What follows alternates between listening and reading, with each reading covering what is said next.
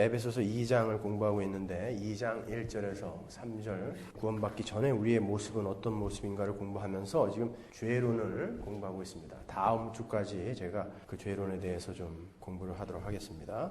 자, 다니엘서 8장 20절에서 26절까지 제가 읽어드리겠습니다. 내가 본 바 두 뿔 가진 수양은 곧 메대와 바사 왕들이요 털이 많은 수염소는 곧 헬라 왕이요 두 눈 사이에 있는 큰 뿔은 곧 그 첫째 왕이요 이 뿔이 깎이고 그 대신에 네 뿔이 났은즉 그 나라 가운데서 네 나라가 일어나되 그 권세만 못하리라. 이 네 나라 마지막 때에 패역자들이 가득할 즈음에 한 왕이 일어나리니 그 얼굴은 엄정하며 괴휼에 능하며 그 권세가 강할 것이나 자기의 힘으로 말미암은 것이 아니며 그가 장차 비상하게 파괴를 행하고 자의로 행하여 형통하며 강한 자들과 거룩한 백성을 멸하리라. 그가 꾀를 베풀어 제 손으로 괴휼을 이루고 마음에 스스로 큰 체하며 또 평화한 때에 많은 무리를 멸하며 또 스스로 서서 만왕의 왕을 대적할 것이나 그가 사람의 손을 말미암지 않고 깨어지리라. 이미 말한 바 주야에 대한 이상이 확실하니 너는 그 이상을 간수하라. 이는 여러 날 후에 이름이니라. 아멘. 오늘은 제가 이스라엘의 역사와 또 교회의 역사를 살펴보면서 죄에 빠진 인간들은 어떠한 일을 저지를 수밖에 없는가를 한번 살펴보려고 합니다. 우리가 익히 아는 거지만 새가족반에서도 말씀드렸고 익히 아는 바지만 앞에 잠깐 복습을 하고 오늘 본론으로 제가 넘어가 드릴게요. 먼저 우리 하나님께서 창조를 하시고 아담과 하와를 창조하시죠. 그리고 여기에서 가인이라는 사람이 나오고 아벨이 나옵니다. 근데 이 가인이 아벨을 때려 죽이고 여기서 이제 셋이 나오죠. 이 셋이라는 사람 안에서 전부 다 구원받는 게 아니라 요 셋의 후손 중에서도 이제 노아 한 사람만 남죠. 노아와 8 식구가 구원을 받는데 거기에서 또 셈과 함과 야벳 요 중에 둘은 또 유기되고 셈만 남습니다. 셈에서 또 셈의 후예들이 다 구원받는가? 아니죠. 다들 또 우상을 섬기고 하다가 그 후예 중에 아브라함이라는 사람이 갈대아 우르에서 택함을 받죠. 그래서 이제 우여곡절 끝에 가나안에 또 들어갑니다. 아브라함은 이삭을 낳죠. 이삭은 야곱을 낳습니다. 야곱은 요셉으로 이어지죠. 여기에서 70명이 애굽으로 들어가죠. 애굽으로 들어가서 400년 만에 거의 200만 명이 거의 넘는 그런 대민족으로 커졌습니다. 그래서 이제 이 가나안에서부터 출발을 한번 해보도록 하겠습니다. 가나안에 들어갔는데 가나안에 들어가서도 이스라엘이 정신을 차린 게 아니에요. 그죠? 여기에서도 계속 죄를 짓고 우상을 섬기고 하나님께 패역한 삶들을 이렇게 삽니다. 사사기에서 우리가 보면은 하나님께서 이들의 패역한 것을 보다 못해서 계속해서 다른 민족들을 시켜서 이스라엘을 공격하게 하죠. 그러면은 그들을 그냥 놔두시는 게 아니라 사사를 하나님께서 또 세우셔서 그들을 구원해 내십니다. 이것이 바로 복음, 하나님께서 성경 전체에 기록해 놓으신 복음을 요약해서 우리에게 이렇게 설명해 주는 거죠. 타락한 우리들을 예수 그리스도를 보내셔서 그 십자가로 말미암아 우리를 구원해 내시는. 그래서 이 사사들은 전부 예수 그리스도를 상징한다는 것을 우리가 사사기를 살펴보면서 아주 자세히 공부를 했습니다. 그래서 이 사사들은 전부 예수 그리스도의 모습이죠. 그런데 이 사사기가 어떻게 끝나냐면 그들이 왕이 없으므로 지들 마음대로 살더라 그러죠. 그리고는 이들이 와서 사사인 사무엘에게 우리가 왕이 없어서 이러니까 왕을 세워달라 그래요. 그죠? 왕을 세워달라 그러니까 사무엘이 하나님 앞에 가서 이야기하죠. 이들이 왕을 세워달라네요. 글쎄. 그랬더니 하나님이 사무엘하 8장 7절에서 뭐라고 그러십니까? 그래, 세워줘라. 그들이 너를 버린 게 아니라 나를 버려 나로 그들의 왕이 되지 못하게 하는 것이다 그래요. 하나님이 굉장히 섭섭하시죠. 내가 왕인데 그들이 나를 왕치고 만해준다는 얘기예요. 오늘 전체적으로 지금 살펴볼 주제가 바로 요거예요. 죄인들에게는 왕이 없어요. 자기들이 왕이에요. 우리가 몇 주간에 걸쳐서 살펴본 것처럼 죄의 본질이 뭡니까? 불순종이죠. 반역입니다. 이게 죄의 본질이에요. 이 말은 뭐냐면은 내가 왕이다라는 거예요. 내가 왕. 어떻게 인간들이 지금까지 내가 왕 그런 모습으로 살아왔는지를 쭉 한번 살펴보려고 합니다. 그들이 이렇게 이제 자기들에게 왕을 세워달라고 할 때에 하나님께서 그래 왕 세워주마. 니들이 한번 세워봐라. 마음에 드는 왕 세워봐라 해서 세운 게 누굽니까? 사울이죠. 그는 목이 하나 더 컸다고 그래요. 다른 사람보다. 그것은 굉장히 뛰어난 인물이었다라는 거예요. 키가 컸다는 게 아니라.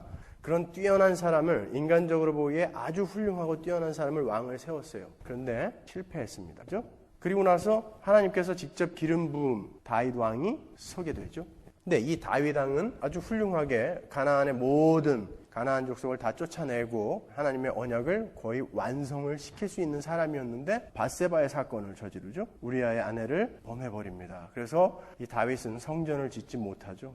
그리고 이 다윗도 하나님 앞에서 굉장히 많은 실패를 합니다. 그런데 그 후예인 솔로몬은요. 솔로몬은 성전은 지었지만 이들은 예수 그리스도의 예표로 성경에서 등장은 하는 것이지만 하나님이 성경에서 말씀하신 진정한 왕은 아니었어요. 그 왕위가 영원히 견고하고 영원히 우리를 다스릴 그런 왕은 아니란 말이에요. 이것도요. 솔로몬도 말년이 어땠습니까? 많은 이방 여인들을 첩으로 두어서 그들이 데리고 온 우상들을 섬기고 거기에 절을 하고 그러죠. 솔로몬은 신명기에 보면은 왕의 조건이 있어요. 첫 번째가 뭐냐면 금, 은을 많이 갖고 있으면 안 돼요. 두 번째가 말이 많으면 안 돼요. 홀스예요, 말이. 세 번째가 처가 많으면 안 돼요. 여자가 많으면. 이거는 하나님만이 나의 힘이다라는 것을 고백하는 그런 신앙 고백이라고요. 솔로몬은 다 어겼어요, 이거를. 그죠? 그래서 솔로몬은 나중에는 참 우리가 봐도 지혜의 왕이다, 하나님께 사랑받는 왕이다, 그런 말이 무색할 정도로 엄청난 잘못을 저지르죠. 이렇게 훌륭한 왕들도 진정한 왕의 모습을 보여주지 못하고 이렇게 실수한 모습을 성경은 계속 그리고 있어요. 왜 그러냐면은 진정한 왕은 이 사람들이 아니다라고 지금 암시를 계속 하고 있는 거예요. 그리고 솔로몬 이후에 바로 하나님이 말씀하신 대로 이제 이들이 벌을 받죠. 북이스라엘과 남유대로 BC 931년에 갈립니다. 그래서 이 북이스라엘은 여로보암이 다스리죠. 다윗의 신하였어요. 남유대는 르호보암이 다스렸어요. 이거는 솔로몬의 아들이죠. 이렇게 해서 이제 북이스라엘과 남유대로 갈라진 왕조가 흘러가게 되죠. 북이스라엘은 다윗의 왕조가 아니기 때문에 하나님께서 별로 신경을 쓰지 않아요. 이 북이스라엘의 유명한 왕이 아합이라는 왕이 있죠. 아주 실수를 많이 저지른 왕이고, 남유대에는 히스기야를 비롯해서 요시야를 비롯해서 훌륭한 왕들이 있습니다. 그들이 성전 청소를 하고 종교개혁을 하고 했는데도 하나님이 별로 달가워하지 않으세요. 그들도 진정한 참된 왕이 아니다라는 것을 계속 보여주고 있는 것입니다. 그리고 이렇게 쭉 흘러가다가 이 북이스라엘이 BC 722년에 아수르에게 멸망하죠. 아수르한테 완전히 이제 멸망을 해버리고 남유대는 BC 586년에 바벨론에게 완전히 멸망을 합니다. 이때에 회당이라는 것이 생기죠. 왜냐하면 포로로 끌려갔기 때문에 예루살렘 성전에서 예배를 드릴 수 없잖아요. 그래서 회당이라는 것을 이제 이때부터 만드는 거예요. 우리가 신약 성경에 보면 회당이 많이 나오죠. 예수께서도 회당에서 성경을 읽으시고 회당장 야이로 이런 이름들인데 나오죠. 회당이라는 것은 이렇게 성전을 대신하던 여러 마을에 퍼져 있던 예배를 드리고 성경을 묵상하고 하던 그런 곳이었습니다. 요 요시야가 아니라 요시야의 아들이 여호야김이라는 사람이 있어요. 이 여호야김이 이제 요 시대에 하나님께 너무나 패역을 해서 하나님이 예레미야를 시켜서 예언을 계속하죠. 니네들 그러면 안 된다. 이제 하나님이 분명 바벨론을 들어서 니네 칠 텐데 빨리 항복해라. 하나님의 뜻에 순종해라. 회개해라. 이렇게 이야기하는데 듣지 않아요. 그러니까 이 여호야김을 하나님이 바벨론을 들어서 죽여버리죠. 그리고 이 여호야김의 아들이 누구냐면 여호야긴이에요. 우리가 주일 설교 때 제가 잠깐 말씀드린 족보를 이야기하다가 고니야 혹은 여고냐라고도 하죠. 마태복음 1장 족보에 나오는 사람이죠. 이 사람 하나님께 저주를 받는 사람이죠. 이 사람이 바벨론에 포로로 끌려가요. 지 아버지랑 똑같았다 그래요. 성경에 그대로 나와요. 그 다음에 이 여호야긴의 삼촌, 그러니까 여호야김의 형제죠. 시드기야를 왕으로 세운다고요. 또 바벨론이. 근데 시드기야도 똑같아요. 똑같은 범죄를 저질러요. 그러니까 하나님이 얼마나 속이 타시겠어요. 이 왼수들을. 그냥 그렇게 잡아갔는데도 뉘우치지 못하고 똑같아요. 계속. 결국에는 이 시드기야가 남유대의 마지막 왕이 되는 거죠. 누나를 뽑혀요. 두 눈을 뽑아가지고 끌고 가죠. 바벨론으로. 바벨론에서 죽습니다. 이렇게 해서 이 전체 이스라엘의 유대의 왕조는 끝이 나는 거예요. 그게 BC 586년입니다. 이제 586년에 그렇게 끌려가죠. 그때 이제 다니엘도 끌려가고 다니엘의 세 친구 사드렉과 메삭과 아벳느고 여러 사람들이 끌려가죠. 그리고 장인들, 기술자들, 왕족들을 다 끌려갑니다. 바벨론, 이 바벨론이 이제 하나님이 성경에서 마귀의 세력으로 이렇게 상징해서 쓰는 그런 세력이 이제 된 거예요, 바벨론이. 그래서 이제 느부갓네살 왕이 통치를 했어요, 처음에. 그 다음에 느부갓네살 왕 다음에가 벨사살 왕이 있거든요. 벨사살 왕 하면 생각나는 게 뭐예요, 여러분? 메네 데겔 우바르신이라는 거 있죠? 그때 제가 말씀드렸잖아요, 한번. 잔치를 벌이고 있는데 갑자기 손이 하나 푹 나타나더니 벽에다가 막 쓴 거예요. 메네 데겔 우바르신. 하나님의 저울에 댔더니 너는 탈락이다. 그래서 넌 죽는다. 그러죠? 이 벨사살 왕 때 553년이죠. BC. 요때 다니엘이 본 환상이 오늘 우리가 읽었던 그 환상이에요. BC 553년이에요. 근데 이 환상이 뭐냐면은 다니엘서 8장을 집에 가서 다시 한번 읽어보세요, 여러분. 다니엘이 어떤 환상을 봤냐면 수양이 한 마리 있는데 뿔이 있어요. 2개가. 뿔이 2개 있는 수양이 있는데 염소 한 마리가 염소가 뿔이 현저하게 난 염소 한 마리가 오더니 발이 닿지가 않는데요. 참 성경이 재밌는 표현들 많이 쓰죠. 발이 닿지 않을 정도로 얘가 달려가가지고 얘를 죽여버려요. 그리고 이 현저한 뿔이 꺾이고 4뿔이 여기서 돋아나죠, 이렇게. 그리고 이 뿔 중에 현저한 뿔 중에 하나가 작은 뿔 하나가 나타나가지고 이게 점점 커지면서 제사도 못 드리게 하고 뭐 이런 내용이란 말이에요. 그러면서 직접 성경이 풀어주는데 이게 묵시문학의 특징이에요. 이 양은 메대와 바사다 그러죠. 지금 바벨론 시대 때 다니엘이 보는 환상이에요. 바벨론 때 보는데 이 바벨론이 BC 538년에 페르시아, 바사죠. 페르시아의 고레스 왕에게 망한단 말이에요. 그걸 지금 그대로 보고 있는 거예요, 다니엘이. 여기는 메대고 바사다 그래요, 성경에서. 그리고 이 염소는 헬라인데 요 뿔은 알렉산더다 그러죠. 알렉산더고 요 4뿔은 뭐예요? 알렉산더가 죽고 이 헬라가 4나라로 갈리죠. 셀류코스, 톨레미, 리스마커스, 카산더 이렇게 4나라로 갈린다고요. 그걸 이야기하는 거예요. 그리고 이 뿔 하나에서 이 작은 뿔이 점점 커져서 얘가 막 큰 핍박을 가하는 얘를 우리가 안티오쿠스 에피파네스 그러죠.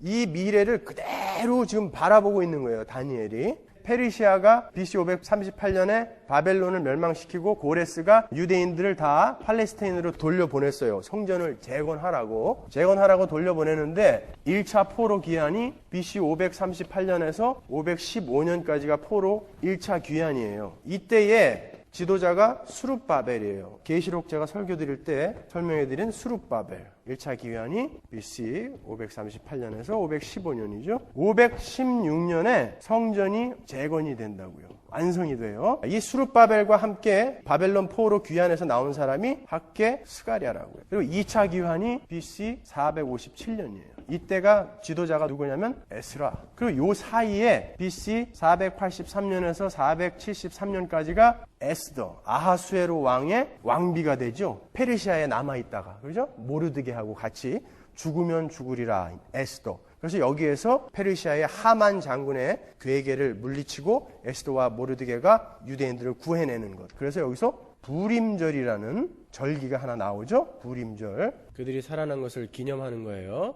그리고 3차 기한 때가 언제냐면 BC 444년에서 425년까지 요게 이제 3차 기환이에요. 요때는 느헤미야가 데리고 나옵니다. 근데 보세요. 성경의 순서를 보면은 에스라, 느헤미야, 에스더, 맨 마지막에 학개, 스가랴, 말락이란 말이에요. 이건 역사적인 순서가 아니에요. 그죠? 분명 수룹바벨 1차 기환 때 학개, 스가랴가 이때 사람이고 에스라, 에스더가 이후의 사람이죠. 에스더가 먼저 사람이죠. 이런 거는 제가 왜 그런다고 그랬죠? 성경은 타락, 심판, 구원, 천국잔치의 이 복음을 이렇게 점진적인 계시의 형태로 설명해 주기 위해서 기록해 놓은 거지 역사를 기록해 놓은 건 아니란 말이에요. 물론 역사적인 면이 배제되는 건 아니지만 그래서 지금 이제 이런 순서로 이렇게 기록이 되어 있어요. 그리고는 BC 445년에 예루살렘 성벽까지 완전히 이제 재건을 하죠. 그 전까지 우여곡절이 많죠. 우여곡절이 많았는데 그건 제가 주일 설교 때 설명을 해드렸고요. BC 445년에 성벽까지 완전히 재건이 되고 그때 당시에 선지자가 누구냐면 이제 말라기라는 선지자이죠. 이 말라기를 끝으로 구약은 끝이 나죠. 그리고는 중간기, 암흑기라고도 하죠. 선지자가 없었기 때문에 말라기를 끝으로 없었어요. 400년의 기간이 있단 말이에요. 자, 이렇게 이제 400년 암흑기로 들어가기 시작했어요. 그런데 이 중간기, 암흑기 중간에 마케도니아, 이게 이제 헬라거든요. 마케도니아에 필립 2세라는 아주 걸출한 왕이 나타났어요. 그래갖고 잘 다스리다가 죽었는데 그 아들이 아주 뛰어난 왕이 태어났는데 그게 바로 알렉산더입니다. 자, 이 알렉산더는 헬라 문명을 전 세계에 퍼뜨린 사람이고 이 헬라 문명을 가지고 전 세계를 하나의 문명권으로 묶으려고 했던 사람이에요. 알렉산더는요. 이 알렉산더의 스승이 아리스토텔레스예요. 똑똑한 사람들이에요, 이 사람들은요.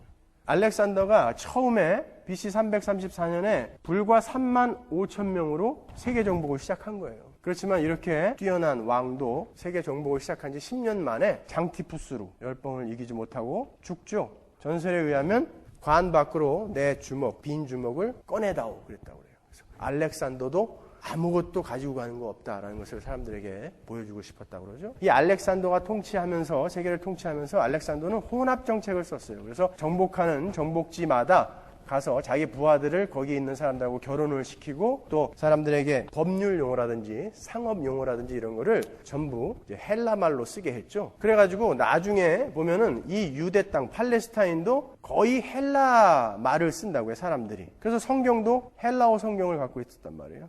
이게 왜 중요하냐면은 이스라엘의 역사는 이때 들어온 이 헬레니즘과의 싸움이에요. 헬레니즘은 뭡니까? 내가 이성으로 이해되어지지 않는 것은 나는 믿을 수 없다. 이성을 중시하는 것이죠. 헤브라이즘은 뭡니까? 유대인들의 헤브라이즘. 우리 조상들이 간 길, 그 길이 내 이성으로 이해가 되지 않는다 할지라도 우리 조상들이 옳다고 간 길은 나는 간다. 믿음을 바탕으로 한 헤브라이즘. 우리 속담에도 그런 게 있죠. 옹고이 지신. 뭡니까? 옛 것이라고 다 무시하는 게 아니라 옛 것을 바탕으로 새로운 것을 추구하는 것을 옹고이 지신이라고 그러죠. 헤브라이즘이 바로 그런 겁니다. 이 둘의 싸움이에요. 지금까지도 유대인들은 이 헤브라이즘으로 세계를 정복하고 있죠. 그런데 알렉산더가 죽고 헬라는 네 나라로 갈린다고요. 셀류코스, 톨레미라고도 하죠. 리스마커스, 카산더 이렇게 갈리는데 톨레미 왕조는 이집트를 다스리고 있었어요. 톨레미 하면은 우리가 잘 모르지만 클레오파트라 하면 너무 잘 알죠. 이 톨레미 왕조의 마지막 여왕이 클레오파트라예요. 이 셀류코스가 이 유대에 굉장히 영향을 많이 미치는 그런 또 왕조가 되죠. 시리아죠. 시리아. 어차피 근데 같은 알렉산더의 후예들이에요, 다. 이렇게 네 나라로 갈리면서 처음에 팔레스타인을 먹었던 사람들이 이 사람들이에요. 톨레미. 아주 근데 우호적인 사람들이었어요. 이 사람들은요. 100년을 다스렸는데 오죽하면 그 알렉산드리아 지방, 이집트의 알렉산드리아 지방에 헬라어를 쓰는 유대인들이 많았어요. 그래가지고 톨레미의 왕이 이 유대의 율법, 유대의 성경을 헬라어로 번역을 해줬어요. 자기가 다스리는 식민지의 사람들이 잘 알아듣기 쉽게 그들이 갖고 있는 성경을 헬라어로 번역을 해줬어요. 톨레미 왕조가 팔레스타인 본토에서 72명의 학자들을 불러왔다고 그러죠. 그래서 72일간 번역을 시켰다고 그러는데 각기 다른 곳에 가서 번역을 했는데 나와보니까 다 같더라. 뭐 이런 전설이 있는데 믿거나 말거나 하여튼. 그래서 이 70여 명의 학자들이 번역한 거다. 그래서 우리가 이것을 70인역이다. 그러죠? 그리고 이것을 우리가 LXX라고도 이야기한다고요. septuagint라고도 이야기하죠. 이들은 알파벳으로 숫자를 표현했기 때문에 L이 50이에요. X가 10, X가 10. 그래서 LXX 이렇게 이야기하는 거예요. 이 LXX, septuagint, 70인역이 왜 중요하냐면 예수님이 신약성경에서 성경을 인용할 때 이 70인역 성경을 인용을 했다고요. 히브리어 성경을 인용하지 않고 이때에 번역이 된 거예요. 그렇게 잘 있다가 BC 198년경에 셀류코스 왕조가 톨레미를 공격했어요. 아니 나누어서 다스릴 이유가 없는 거예요. 그래서 내가 먹자 그래가지고 톨레미를 공격해서 셀류코스 왕조가 팔레스타인을 다스리게 됐죠. 이때부터는 이제 고난의 시작이 되는 거예요. 셀류코스 왕조 첫 번째 팔레스타인을 다스렸던 사람이 안티오쿠스 3세예요. 이 사람은 그나마 괜찮았어요. 이 사람은 그 유대인들에게 성전을 보수하게 돈도 내주고 이렇게 아주 우호적으로 해줬어요. 그런데 문제는 이렇게 셀류코스가 톨레미를 공격해보니까 자기들이 힘이 강하거든요. 그러니까 겁없이 BC 190년에 로마를 공격을 했어요. 박살이 났죠. 그리고 당시 돈으로 5만 달란트를 지불해 주기로 했어요. 로마에게. 전쟁 일으켰다가 지면은 돈 물어줘야 돼요. 이게 현대 돈으로 미화 3천만 불 정도 되는 거예요. 그러니까 그때 돈은 얼마나 큰 돈이에요. 그러니까 자기가 다스리던 나라들에게서 이제 착취를 하기 시작했어요. 그때부터. 갚아야 되니까. 일제시대 때도 왜 일본 사람들이 솥단지고 뭐고 다 빼갔다 그러잖아요. 그래서 그때부터 성전에 있는 집기, 성구, 기둥에 있는 금이고 뭐고 다 베껴가기 시작했죠. 이제 그때부터 많이 힘들어졌죠. 그런 상태에서 안티오쿠스 3세가 죽고 안티오쿠스 4세, 그 이름도 유명한 안티오쿠스 에피파네스가 왕이 된 거예요. 아까 염소의 뿔에서 봤죠? 네 뿔에서 하나 현저한 자가 나와서 이스라엘을 핍박하게 되는 거. 안티오쿠스 에피파네스는 별명이에요. 이게 무슨 말이냐면 신의 현현 혹은 현저한 자. 아까 성경에서도 뭐라 그래? 현저한 뿔이라고 그러죠. 근데 유대인들은 안티오쿠스 에피파네스를 가리켜서 안티오쿠스 에피마네스라고 불렀대요. 이건 미친 자란 뜻이거든요. 그 새끼 미쳤다. 얼마나 그냥 이 사람들을 괴롭혔으면 유대인들은 안티오쿠스 에피마네스 그랬다 그래요. 안티오쿠스 에피파네스가 정권을 잡았을 때 이스라엘은 톨레미 왕조를 지지하는 수구 세력인 오니아스 가문과 셀류코스 왕조를 지지하는 토비아스 가문이 있었어요. 이때 당시에 대제사장이 누구였냐면 오니아스 3세였거든요. 그런데 안티오쿠스 에피파네스가 돈을 받고요. 이 오니아스의 동생인 야손, 제이슨이죠. 지금으로 이야기하면. 그 야손이라는 사람이 원래 이름이 여호수아인데 헬라어로 지 이름을 바꾼 거예요. 야손으로 이름까지 바꾸고 안티오쿠스 에피파네스에게 돈도 많이 바치고 앞으로 조공도 잘 바치겠다 그래갖고 지가 대제사장이 돼요. 야손이. 그런데 이 안티오쿠스 에피파네스가 웃긴 게 이 사람보다 돈을 더 많이 갖고 온 어떤 사람이 있었는데 메넬라우스. 그러니까 관심이 없는 거죠. 이 나라에 누가 대제사장이 되든지 아무 관심이 없는 거예요. 자기한테 돈만 많이 주면 되는 거예요. 이 메넬라우스가 돈을 더 많이 갖고 와가지고 나 대제사장 시켜줘. 대제사장은 그때는 왕이었기 때문에 왕이에요. 그러니까 안티오쿠스 에피파네스가 그래 너 해 그랬다고요. 그래갖고 이제 야손은 또 쫓겨났어요. 지가 저지른 그대로. 근데 그 와중에 안티오쿠스 에피파네스가 이집트를 공격하러 간다고요. 그런데 소문이 어떻게 났냐면 이 안티오쿠스 4세가 이집트에 가서 죽었다라는 소문이 났어요. 그러니까 이 야손이 겁없이 메넬라우스를 공격해서 쫓아내버렸어요. 그러니까 안티오쿠스 에피파네스가 이건 나에 대한 반역이다. 그래갖고 그때 당시에 죽은 게 아니라 회군하고 돌아오고 있었는데 잘못 걸린 거죠. 그래가지고서 그때부터 이제 고생이 시작되는 거예요. 그때 아폴리우스라는 장군을 시켜서 2만 명의 군대를 팔레스타인 지방으로 보낸다고요. 그리고 그때부터 뭘 유대인들에게 강요했냐면은 하나님께 제사 못 드린다. 율법 지키지 말아라. 성전에서 제사를 지내긴 지냈는데 지성소 안에다가 제우스 신상을 지성소 안에다가 세워버렸어요. 그리고는 제단 있죠? 제물을 태우는 제단. 이 유대인들이 제일 더럽게 생각하는 부정한 동물이 돼지거든요. 이 돼지 피로 제사를 지내게 만들고 성전 안에서 매춘을 시켰죠. 당시에 우상을 섬기는 자들은 성전 안에서 신성한 매춘, 그래서 매춘을 했어요. 그리고 할례를 못 받게 했어요. 할례를 받으면 생후 8개월 된 아기를 그 자리에서 난자에서 죽여버렸대요. 부모는 물론이고. 이렇게 이제 고생이 시작이 됐습니다. 이 시절에 근데 예루살렘 북서쪽 25km 지점에 모디인이라는 마을이 있었는데 그 마을의 제사장이었던 마따디아라는 할아버지가 있었어요. 근데 이분이 굉장히 연로하신 분이에요. 근데 헬라 사람들이 와가지고 자기 마을에 와서 제우스 신상을 세우고 막 절하라고 하니까 난 못해 그랬다고. 근데 그 중에 유대인 중에 한 명이 들어가갖고 뭘 못할 건 뭐 있어 그냥 하자. 그러고서 들어가서 절을 하고 나오는 걸 이 할아버지가 칼로 죽여버렸어요. 그리고 여기 온 사신들과 군대들을 다 죽여버리고 도망갔어요. 산으로. 아들 5과 함께. 그 얼마나 연로했냐면 도망가자마자 3개월 있다가 늙어 죽었어요. 그러니까 일은 저질러 놓고 돌아가셨어요. 그냥. 그래갖고 이 아들 5명이 어떡하나 그러고 있다가 이 셋째 아들이 유다예요. 그 이름도 유명한 유다 마카비. 카톨릭에 가면 마카비서 있죠? 네, 이 사람이에요. 마카비가 망치란 뜻이거든요. 얼마나 싸움을 잘했으면 별명이 망치예요, 이 사람. 유다 마카비. 안티오쿠스 에피파네스가 대제사장을 지 마음대로 돈 받고 막 세울 때 유대인들 안에서 일어난 운동이 있는데 그 운동이 바로 하시딤이라는 운동이에요. 이 하시딤이라는 건 경건한 자들이라는 뜻이거든요. 경건한 자들, 하시딤이 원래부터 있었어요. 다니엘이 대표적인 사람이죠. 근데 이 하시딤 운동, 경건주의 운동이 안티오쿠스 에피파네스로 인해서 일어나게 됐어요. 하시딤 운동이. 근데 이 유다 마카비가 이제 게릴라전으로 이제 안티오쿠스 에피파네스를 대항해서 시리아군을 대항해서 싸우고 있을 때 이 하시딤의 사람들이 많이 동조를 했어요. 그래갖고 3년 만에 이들을 예루살렘에서 쫓아냈어요. 그리고는 성전에 들어가서 성전을 청소하고 드디어 3년 만에 제사를 지내게 됩니다. 네, 이렇게 3년 만에 유다 마카비에 의해서 성전이 청소되고 제사를 드린 것을 기념하는 절기가 바로 유대인들이 지금도 지키고 있는 하누카죠. 하누카, 성전터란 성전봉헌절이라고 그렇게 이야기를 합니다. 이 하누카는 신약 성경에도 나타나죠. 수전절이라고 하죠. 예수님이 요한복음 10장에서 수전절에 내가 세상의 빛이다 이렇게 이야기하시는 부분이 나오죠. 네, 수전절에는 성전 타란과 성전 봉헌을 기념하기 위해서 촛불을 아주 밝게 밝힙니다. 그 촛불을 빗대어서 나야말로 세상의 참 빛이다 라고 이렇게 말씀하시는 것입니다. 그분이야말로 참 성전이시죠. 성전을 수리한 날 해서 수전절인데 그분이야말로 참 성전이에요. 그렇죠?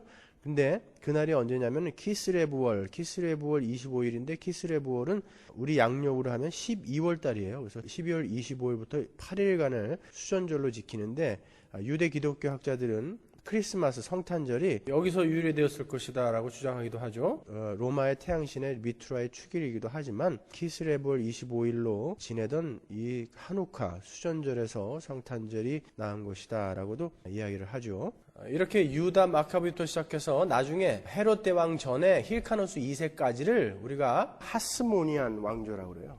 아까 그 연로하신 할아버지 아버님 이름이 하스몬이거든요. 그래서 하스모니안 왕조다 이렇게 불러요. 이 유다 다음으로 왕이 된 분이 요나단이에요. 이 사람도 시리아와 아주 잘 싸웁니다. 그래서 더욱더 많은 요구를 관철시킵니다. 그 다음에 왕이 된 사람이 시몬 마카비인데 이 사람은 더더욱 많은 양보를 얻어냅니다. 세금을 안 바치도 되게끔 그렇게 만들었어요. 그리고 자기들이 성전에서 제사도 지낼 수 있게끔 했습니다. 그래서 사람들은 이 사람을 구약에서 예언된 메시아다 이렇게 이야기했다고요. 아까 그 망치 유다 마카비를 가르쳐서도 이 사람이 메시아다 사람들이 그랬단 말이에요. 자기들의 어떤 정치적인 욕구, 물질적인 욕구 이런 것을 채워졌으니까. 그래서 이 시몬에게 유대인들이 뭐라고 했냐면 당신이 우리의 대제사장이 돼주십시오 그랬어요. 그래갖고 시몬이 군사령관 겸 대제사장이 돼요. 지가.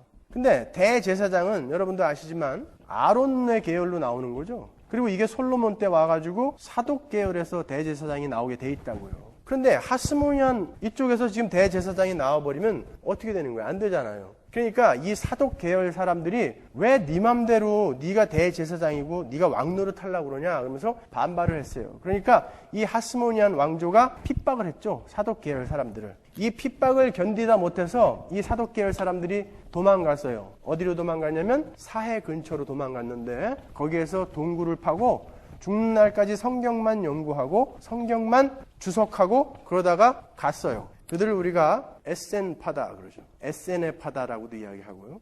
이들은 독신을 강조했고 아주 철저한 금욕주의예요. 흰 옷만 입었어요. 그래서 세례 요한이 이 에센파가 아니냐 학자들이 추측을 하기도 하고 하는데 그렇게 아주 경건하고 금욕적으로 살아갔단 말이에요. 이 사람들이 살던 동굴을 우리가 쿰란이라고 그러죠. 그래서 쿰란 공동체다라고도 이야기한다고요.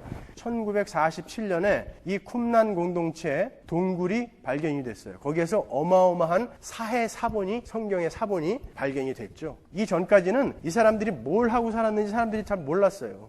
요세푸스나 필로 같은 당대의 사가들도 그들이 뭘 하고 어떻게 살았는지를 대충밖에 몰랐어요. 그런데 사본들을 발견해 놓고 보니까 이 사람들이 너무나 경건하고 금욕적으로 거기에서 하나님을 섬기며 살았던 것을 발견을 했죠. 이 사람들이 이렇게 떨어져 나가니까 이제 하스모니안 왕조가 자기들도 어떤 파벌이 필요하거든요. 그러니까 이들은 부자죠. 권력도 있어요. 왕조이고 벼슬을 하던 사람들이에요. 그런 직분을 갖고 있었던 사람이죠. 이 사람들이 우리도 우리의 정치적인 또는 종교적인 세력을 만들기 위해서 파벌을 만들었는데 그것이 바로 사두개파라는 거예요. 여러분이 잘 아시는 사두개인이 바로 이들입니다. 이 사두개인들은 토라만을 인정한 사람들이에요. 그래서 천사, 부활, 영혼불멸, 마귀 같은 것을 믿지 않습니다. 그리고 성공과 고난은 모두 인간 행동의 결과라고 믿었던 그런 사람들이죠. 구전 토라인 미시나를 완전히 또 부정했고요. 알메니안주의와 상당히 흡사하죠.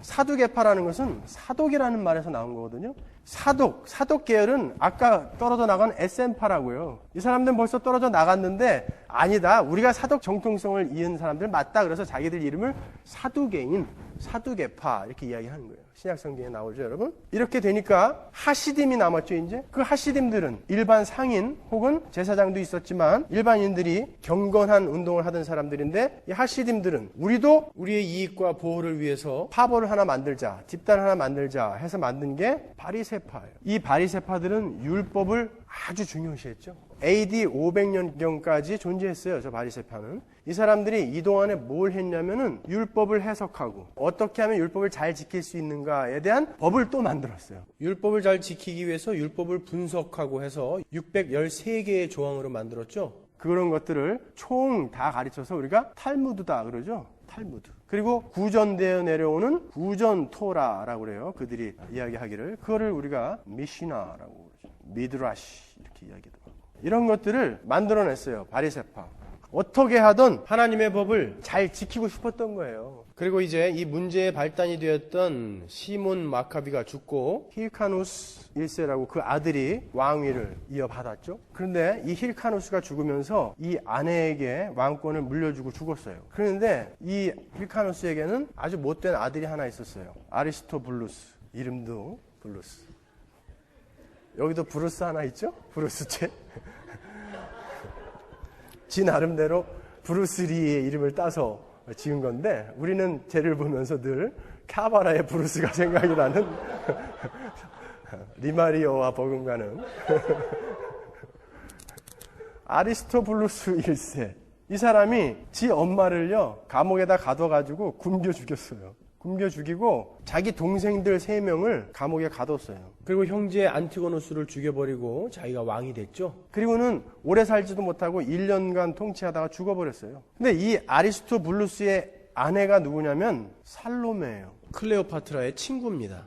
이 살로메가 이 3명 동생들을 풀어주고 이 중에 큰 형인 얀네우스라는 사람을 자기 남편으로 맞아들여가지고 또 살았어요. 이때에 이 바리새파 사람들이 아니 그러면 되냐, 세례 요한처럼 그런 거예요. 그 헤롯과 헤로디아에게 안 된다라고 이야기한 것처럼 이 바리새파 사람들이 아니 어떻게 그럴 수 있는가 그러면서 목숨을 걸고 대들었어요. 그래도 명색이 왕조인데 하스모니안 왕조에게 대들었습니다. 그래갖고 800명이 처참하게 죽었어요. 이렇게 이 사람들은 목숨 걸고 율법을 지키던 사람이에요. 바리새인들은. 예수님이 오기 전이에요. 그러니까 사람들이 이 바리새인들을 존경하죠. 너무 존경했어요. 이 사람들은 목숨 걸고 하나님을 섬기던 사람들이니까. 이 안네우스가 죽고 나서 살로메가 직접 9년을 다스립니다. 살로메가 죽으면서 그 아들 힐카노스 2세에게 왕위를 물려줘요. 그런데 이 또 아리스토블루스 2세라는 놈이 힐카노스 동생이거든요. 힐카노스 2세 자기 형을 쫓아내고 지가 왕이 됐어요. 그러니까 이 힐카노스 2세가 어디에다가 도움을 청하냐면 로마에게다 도움을 청했어요. 큰 실수를 한 거죠.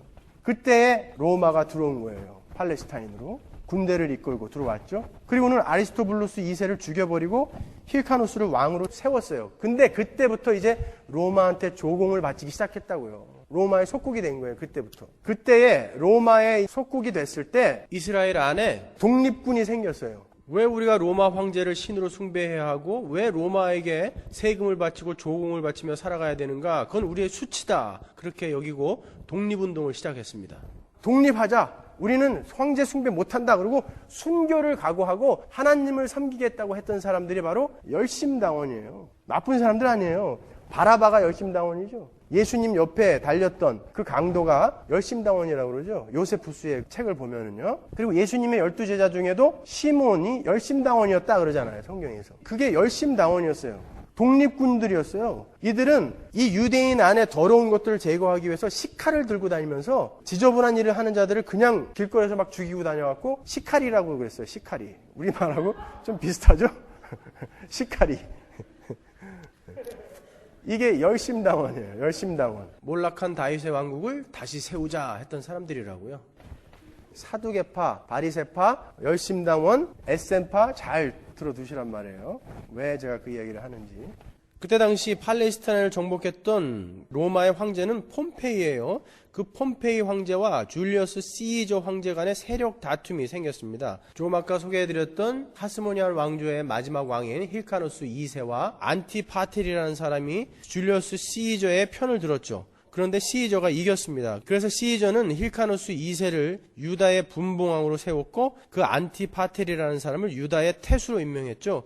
그 안티파텔이 바로 헤롯의 아버지입니다. 여러분이 잘 아시는 헤롯 대왕의 아버지죠. 예수님을 죽이려고 했고 2살 미만의 아이들을 다 죽여버린 그 헤롯의 아버지입니다. 그때 당시에 이 안티파텔이 시이저로부터 로마의 시민권을 얻었고 그 시이저의 후광을 입고 그 아들이 분봉왕이 되는 거예요. 이 헤롯 대왕은 일부러 유대의 왕이 되고 싶어서 하스모니안 왕조의 사위가 됐어요. 그런데 그는 에돔 사람이었죠. 이두메 사람이었다고요. 그래서 아무도 이방인이었던 그를 좋아하지 않았습니다. 그래서 인기를 끌기 위해서 성전을 지어줍니다. 유대인들에게.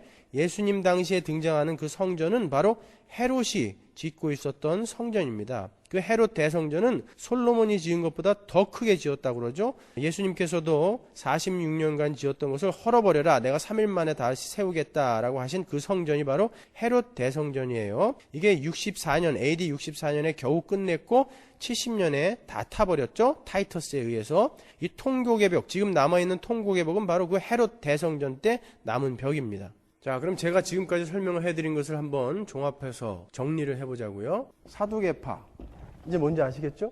사두개파, 바리새파, 하시딤에서 나온 거라고 그랬죠? 그 다음에 에셈파, 사독계열의 핍박받던 사람들, 아주 금욕적인 자들이라고 그랬죠? 야, 에스라 때도 돌아가자 막 외쳤던 사람들이죠. 그 다음에 열심당. 이 사람들이 뭘 잘못했어요? 보세요. 제가 여태까지 설명해 드렸잖아요. 하나님 열심히 섬기겠다고 목숨 걸어 일했던 사람들이잖아요. 뭘 잘못했어요?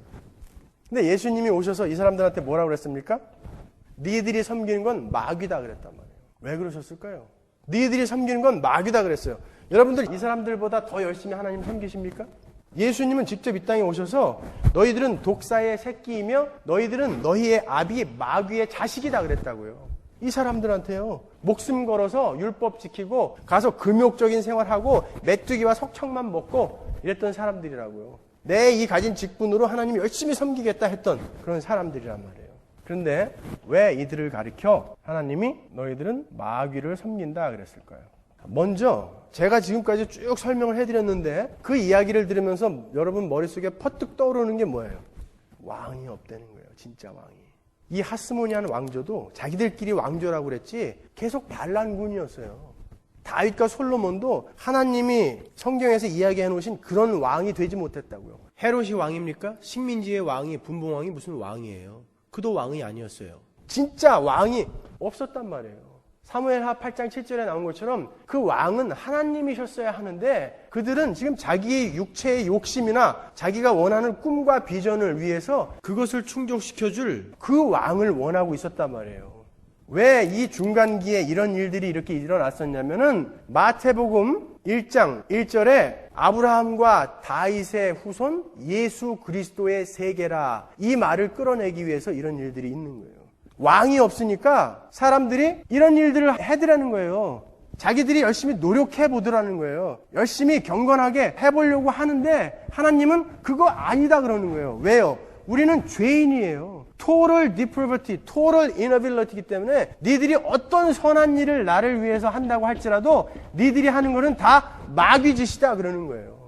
너희들의 왕은 나다라는 거예요. 나에게 순종하는 거 그거 이외에 너희들이 아무리 아방궁을 지어서 나에게 수천만 불짜리 예배당을 지어서 바친다 해도 나는 아무 관심 없다라는 거예요. 거기에 내가 왕이다라는 거예요. 그래서 하나님이 직접 왕으로 오시는 거예요.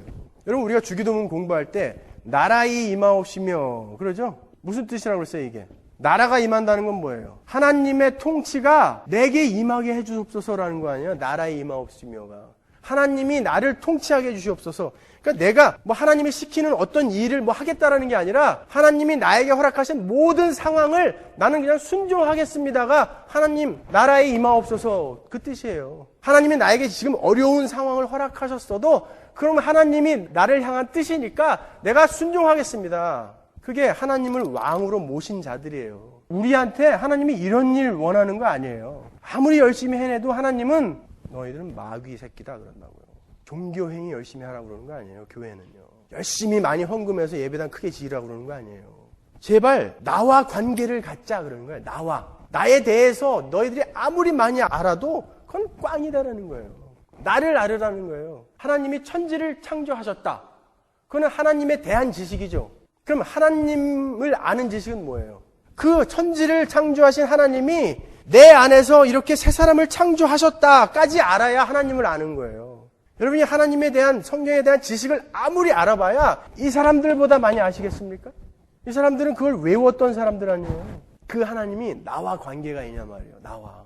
이렇게 해서 예수님이 오셨어요. 그리고선 하나님의 나라를 완성하셨어요. 말라기에서 뭐라고 끝내셨죠? 봐라, 니들이 해보니까 되디?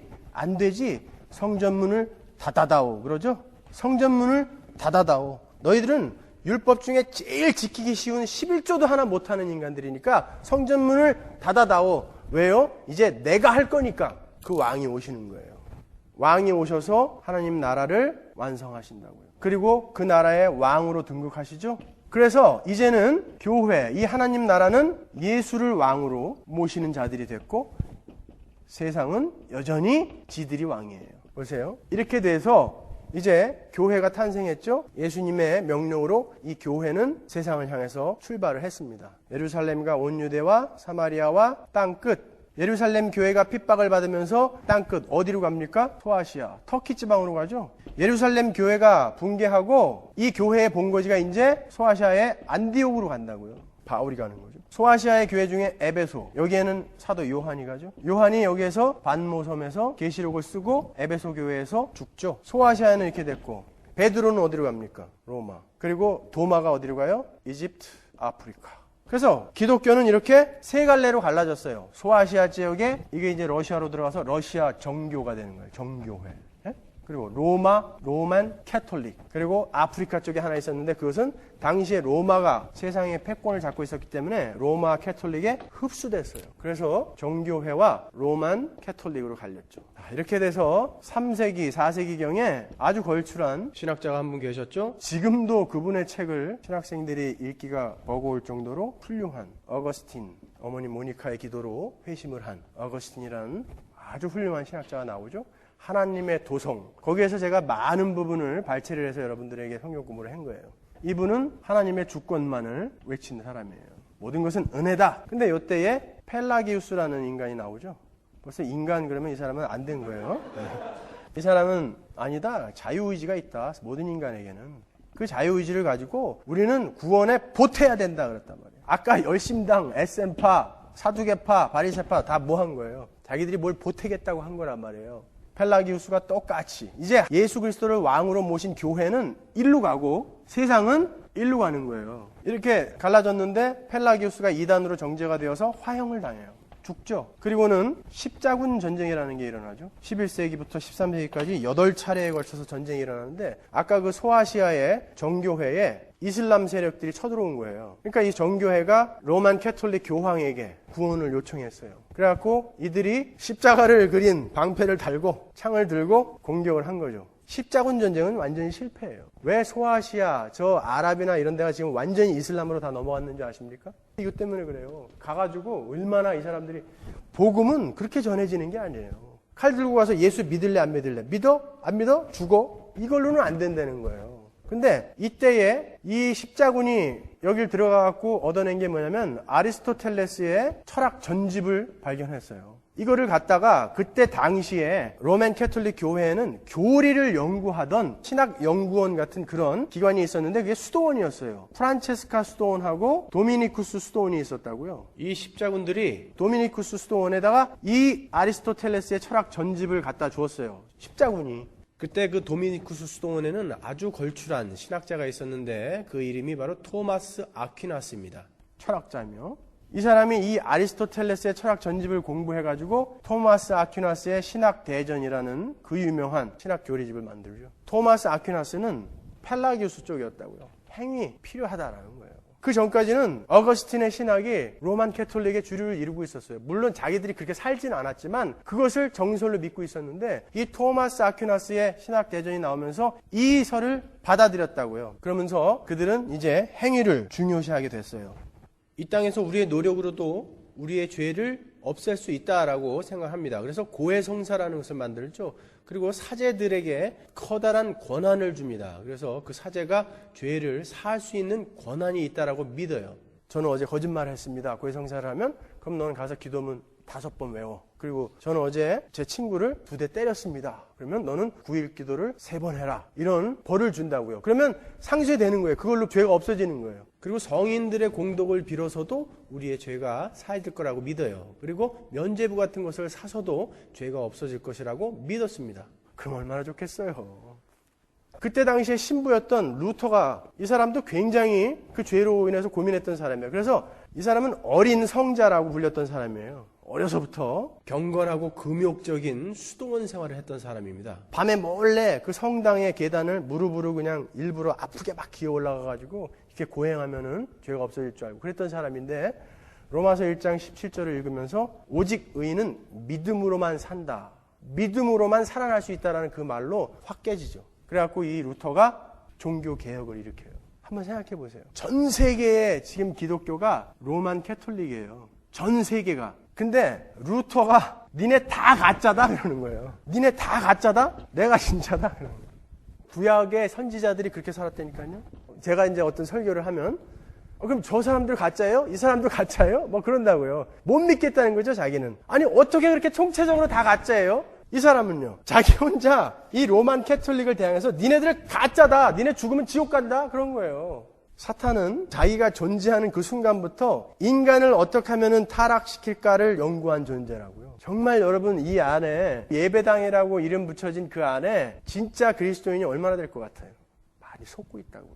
루터가 여기에 이제 니네들 그거 아니다, 이 사람들이 자꾸 행위를 강조하니까 이 사람들도 원죄는 십자가로 없어진다 그래요. 근데 자범죄는요, 죄 짓는 거는 영세를 받아야 죄를 안 지을 수 있는 은혜를 받는다. 근데도 짓잖아요. 그거는 고해성사하란 말이에요. 근데 고해성사하고 바로 죽으면 괜찮은데 고해성사하고 일주일 있다가 고해성사 못하고 죽었어요. 그럼 일주일 동안 지은 죄 있잖아요. 그건 어떻게 할 거예요? 그게 연옥이란 말이에요. 여기에서 고해성사 못하고 간 죄를 여기서 해결하고 천국 간다는 거죠. 그래서 천주교 신자들이 아들을 신부를 시키려고 하는 사람들이 많은 겁니다. 아들은 자기가 죽을 때 꼭 임종을 볼 거니까 거기에다가 고해성사하고 가면 되니까요. 이 캐톨릭은 교회 안에 들어오면 무조건 다 구원받는다고 믿기 때문에 다 천국은 가요. 가는데 이제 연옥에서 얼마만큼 있어야 되는가, 그게 이제 문제란 말이에요. 그러니까 자기들의 행위와 은혜를 같이 들고 간다고요. 이거는 꽝이라는 거예요. 근데 이 루터 시대에 에라스무스라는 인간이 또 나왔어요. 자유의지라는 책을 써가지고 자유의지 있다, 맞다, 또 싸웠죠. 계속 이런 일이 있어요. 17세기에는 그 이름도 유명한 알메니우스가 나오죠. 알메니안주의의 창시자는 아니에요. 괜히 이름 한번 잘못 써가지고 이 사람은 죽을 때까지 알메니안주의가 된 거예요. 그 전부터 계속 있었던 거예요. 이 전부가 다 알메니안주의라고요. 이 알메니우스는 원래 아주 스트롱한 개혁주의자였어요. 근데 어떤 사람이 이 알메니안주의, 자유의지를 강조하는 어떤 신학자의 책을 좀 연구해서 비평해달라고 줬는데 그 드리크 크룬헤르트라는 사람의 책을 읽고 거기에 깜빡 넘어간 겁니다. 그래가지고는 5가지, 알메니안주의의 5가지 강령을 발표하죠. 인간은 원죄로 인해 전적으로 타락하지 않았다. 심한 오염을 입은 것은 사실이지만 여전히 선을 택해서 구원받을 수 있는 가능성이 남아있다. 그리고 하나님은 누가 예수를 믿을 것인지 미리 아시고 그들을 선택하셨다. 결코 무조건적인 선택은 아니다. 그리고 그리스도의 속죄는 하나님의 백성들만을 위한 것이 아니다. 이는 모든 사람들을 위한 것이다. 그러므로 누구든지 예수를 믿기만 하면 구원을 받을 수 있다. 이렇게 이야기를 했어요. 또 하나님께서 구원하시기로 작정한 사람도 그 은혜를 거절할 수가 있다. 그가 하나님의 은혜를 거절하면 그는 구원을 받지 못한다. 그리고 한번 예수를 믿고 구원받은 성도라도 타락할 수 있다. 구원받은 성도가 그 구원을 잃어버릴 수 있다는 얘기예요. 그럼 뭐 우린 다 탈락이죠 뭐. 저부터 비롯해서 완전히 그냥 끝나는 거죠. 그래가지고 존 캘빈이 이 5가지 강령에 대해서 반박문을 써놓은 게 캘빈의 5대 강령 튤립이라는 거예요. 우리 캘빈주의는 이거다 하고 우리가 먼저 우긴 게 아니라 알메니우스가 그렇게 우기니까 그거 아니다라고 반박해 놓은 거예요. 인간은 원죄로 인해 전적으로 타락했다. 그러므로 자신이 스스로 믿고 구원받을 수 없다. 전적인 타락이죠. 하나님의 선택은 무조건적인 선택이다. unconditional election이죠. 우리가 믿을 것을 미리 보시고 선택하신 것이 아니라 예지 예정이 아니란 말이에요. 하나님이 우리를 선택했기 때문에 우리는 구원을 받는 거다라는 거죠. 하나님의 주권을 강조하는 거죠. 그리스도의 속죄는 하나님의 백성들만을 위한 속죄이지 결코 모든 사람을 위한 속죄는 아니다. 이건 우리가 뭐 자세히 살펴봤죠. 하나님께서 구원하시기로 작정한 사람은 구원의 은혜를 거절할 수 없다. 하나님이 구원하시기로 결정하셨는데 어떻게 우리가 거절할 수 있어요? 그는 하나님의 은혜에 항거하지 못하고 결국 구원을 받게 된다. 하나님이 우리를 못 이기신단 말이에요. 그러면 한번 예수를 믿고 구원받은 성도는 결코 타락하는 법이 없다. 성도의 견인이죠. 하나님은 자기 백성을 어떤 환경 속에서도 버리지 않고 끝까지 지켜주십니다. 이게 바로 칼빈주의 5대 강령이에요. 저희들이 믿는 개혁주의 신학이고요. 이 알메니우스 이쪽 계열이 요한 웨슬레로 이어지죠. 여기에서 이제 감리교, 성결교가 나오는 거예요. 감리교는 요한 웨슬레로부터 창시됐는데 성결교는요. 한국에밖에 없어요. 이거는요. 감리교가 일본에 들어가서 이렇게 그냥 만들어진 거예요. 똑같은 거예요. 그러니까 이들은 인간의 행위를 강조하죠. 근데 이 안에도 리포엄드 메서디스트가 있어요. 리포엄드 베프티스트도 있고요. 근데 극단적인 감리교의 교리는 이거예요. 알메니안주의. 저는 이걸 단호하게 이단이다라고 이야기합니다. 맞잖아요. 하나님이 마귀 새끼들이라고 이야기했는데 지금 그대로 가고 있다니까요. 캐톨릭도 마찬가지예요. 캐톨릭에 가서 아무리 앉아있어봐야 여러분 천국 못 가요. 물론 개인적인 구원은 있겠죠. 거기도 십자가가 있고 예수 그리스도가 있으니까. 그러나 그걸 진짜 깨달은 사람은 거기 못 앉아있어요. 행위가 조그만큼이라도 보태지면 하나님은 너는 마귀 새끼다 그랬단 말이에요. 근데 어떻게 거기 가서 앉아있냐고요. 안 된다고요. 사람들이 진지하지 않은 거예요. 자기의 영원한 생명에 진지하지 않은 거예요. 반면에 캘빈주의를 따르는 사람들은 우리가 장로교, 근데 장로교도 뭐 여러 가지 수천 가지 종파가 생겼어요. 그 중에 우리 서문화교회는 개혁주의, 완전한 하나님의 주권, 우리는 그분이 왕이고 우리는 종이다. 우리는 그분에게 완전한 순종을 하며 살아가야 하는 자들이다 라는 것을 주장하는 우리는 장로교이고 개혁주의를 지지합니다. 죄가 뭐라 그랬죠? 죄는 내가 왕이 돼서 하나님의 자리에서 끌어내리고 내 인생을 내가 끌고 가겠다라는 거예요. 교회 안에서 여러분 일 너무 많이 하려고 그러지 마세요. 일을 함으로써 나의 어떤 죄나 나의 부족한 것을 상쇄시키려고 한다면 당장 멈추세요. 그거는 여러분을 지옥으로 끌고 들어가는 길이에요. 그게 아니라 정말 하나님이 나에게 쏟아부어 주신 은혜가 감사해서 가만히 있을 수 없어서 뭐라도 하나 하고 싶은 그런 거라면 얼마든지 하시는 거예요. 그런 사람들에게는 자랑이 없죠. 누가 안 알아주면 어때요? 하나님이 감사해서 하는 건데 이만큼 하고도 자랑하고 안 알아주면 삐지고 나가고. 이 사람들은요, 이 열심당, 사두개파, 바리새파 이쪽이라고요. 보세요. 이 사람들은 자기들이 그렇게 하나님을 목숨 걸고 섬긴다고 해놓고 진짜 하나님이 왔는데 자기들의 의를 세우기 위해서 그 하나님도 죽인다니까요. 중요한 건 자기의 의지, 자기가 남들에게 어떤 평가를 받는 게 그게 중요한 거지 하나님이 중요한 게 아니었더란 말이에요. 이 사람들은. 그러니까 예수님이 오셔서 이 마귀 새끼들아 그러는 거예요. 그랬더니 그 죽이잖아요. 하나님을 죽인다니까요. 우리도 교회 안에서 그런 일을 할 수 있다고요. 그게 죄의 무서움이에요. 죄는 지금 화려한 가면을 쓰고 우리를 미혹하고 있어요. 이렇게 무시무시한 영적 전투의 현장에 우리는 살고 있는 것입니다. 여러분 한번 생각해 보세요. 여러분의 왕은 누구십니까? 정말 예수님입니까? 아니면 돈입니까? 명예입니까? 자식입니까? 여러분의 행복입니까? 정말 여러분의 왕이 누구십니까? 여러분 자신 아닙니까? 그렇다면 우리는 회개해야 합니다.